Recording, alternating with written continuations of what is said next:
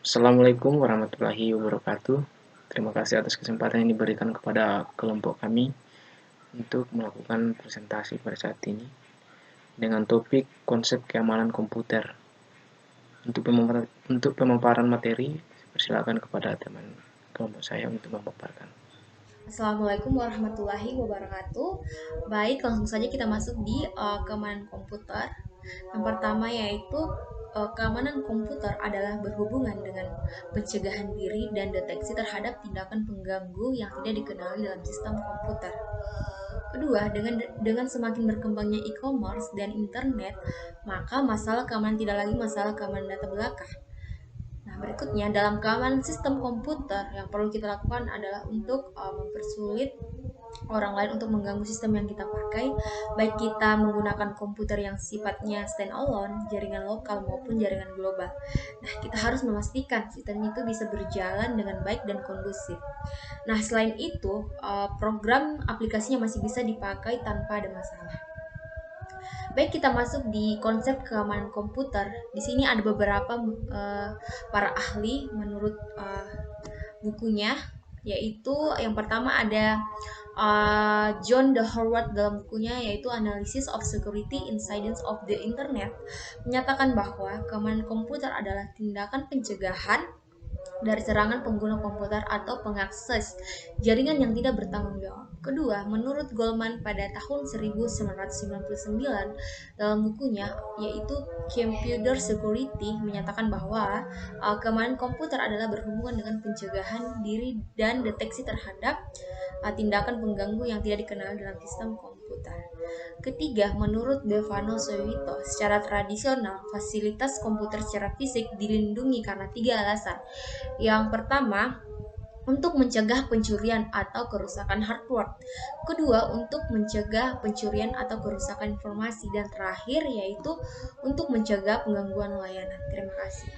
Baik, di sini saya akan melanjutkan materi dari rekan saya, yaitu komponen penting dalam sistem keamanan.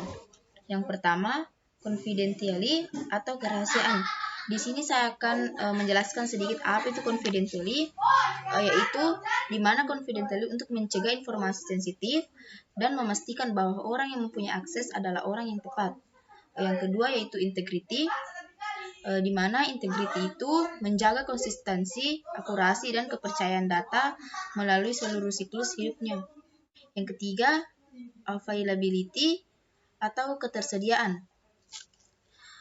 di mana availability ini berhubungan dengan ketersediaan informasi ketika dibutuhkan dan sistem informasi yang diserang atau jebol dapat menghambat atau meniadakan akses ke informasi. Yang keempat yaitu authentication, yaitu untuk menyatakan bahwa informasi benar-benar asli. Yang kelima yaitu access control, yaitu berhubungan dengan cara pengaturan kepada informasi, biasanya masalah autentikasi dan privasi. Yang keenam yaitu non-repudiation, yaitu menjaga agar seseorang tidak dapat menyangkal telah melakukan sebuah transaksi. Selanjutnya yaitu masalah keamanan dalam sistem informasi. Yang pertama yaitu pencurian data, yaitu informasi atau data dapat hilang apabila diakses oleh orang yang tidak berwenang dan berdampak membahayakan database. Misalnya, mata-mata industri dapat memperoleh informasi persaingan yang berharga. Penjahat komputer atau cybercrime dapat mencuri uang bank. Yang kedua yaitu penggunaan sistem secara ilegal. Penggunaan sistem secara ilegal sangat berbahaya dan dapat bersifat merugikan. Seharusnya orang yang tidak berhak mengakses informasi pada suatu sistem yang bukan menjadi haknya tidak dapat mengakses sistem tersebut.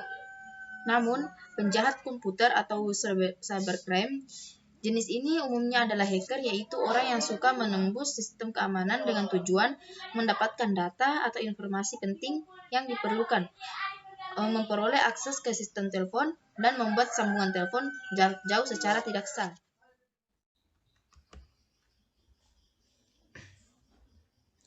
Baik, saya akan melanjutkan materi dari Kurnia Sari, masalah keamanan dalam sistem informasi.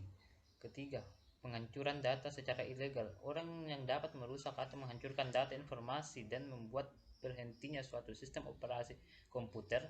Penjahat komputer ini perlu berada di tempat kejadian Ia dapat masuk melalui jaringan komputer dari suatu terminal dan menyebabkan kerusakan pada semua sistem dan hilangnya data atau informasi penting.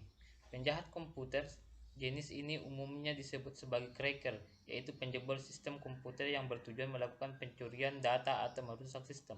Keempat, modifikasi secara ilegal. Perubahan-perubahan pada data atau informasi dan perangkat lunak dapat terjadi tanpa disadari. Jenis modifikasi yang membuat pemilik sistem menjadi bingung karena ada perubahan pada data dan perangkat lunak disebabkan oleh program aplikasi yang merusak atau malicious software. Program aplikasi yang dapat merusak tersebut terdiri dari program lengkap atau segmen kode yang melaksanakan fungsi yang tidak dikehendaki oleh pemilik sistem. Fungsi ini dapat menghapus file atau menyebabkan sistem terhenti.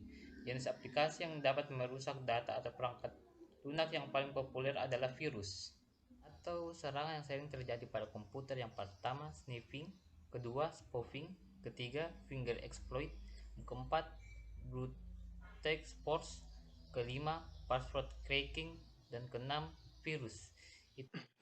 Itulah tadi pemaparan materi dari kelompok kami. Kurang lebihnya mohon dimaafkan. Saya akhiri diskusi pada saat ini dengan ucapan Assalamualaikum warahmatullahi wabarakatuh.